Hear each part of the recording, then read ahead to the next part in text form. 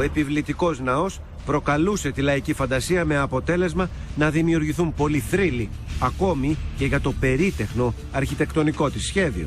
Σύμφωνα με το θρύλο, το σχέδιο έκανε ο Θεός με όργανο μία μέλισσα. Όταν ο Ιουστινιανός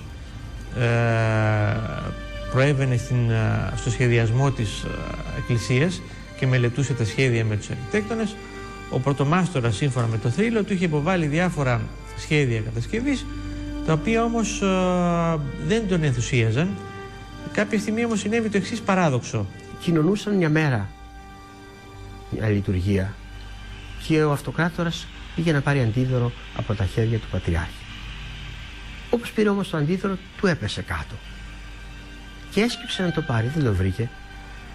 Κοίταζε, δεν βρήκε πουθενά το αντίδωρο, και καθώς σηκώθηκε, βλέπει μια μέλισσα να έχει πάρει το αντίδωρο στο κεντρί της, να πετάει στο ναό και να βγαίνει από το παράθυρο έξω.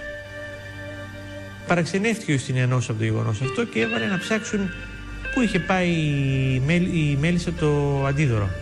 Έδωσε διαταγή ο βασιλιάς σε όλους τους μελισσοτρόφους της αυτοκρατορίας να ανοίξουν τις κυψέλες τους, να βρουν το αντίδωρο με τη μέλισσα. Μετά από πολλή έρευνα ανακάλυψαν ότι σε μία κυψέλη του πρωτομάστορα είχε μεταφερθεί το αντίδωρο, και μάλιστα οι μέλισσες είχαν κατασκευάσει κατά το θρύλο μια πλήρη μακέτα, θα λέγαμε, της εκκλησίας που ήθελε να κατασκευάσει ο Ιουστινιανός, με όλες τις λεπτομέρειες, ακόμα και την Αγία Τράπεζα, πάνω στην οποία είχε αφήσει η μέλισσα το αντίδωρο. Η λαϊκή ευσέβεια, ο θρύλος, όλα αυτά συμπλέκονται. Ο πολίτης λέει ότι από τους θρύλους της Αλώσεως αυτός είναι ο πιο ποιητικός. Είναι από τη Βυζή της Τράκης αυτός ο θρύλος. Είναι ο πιο ποιητικός.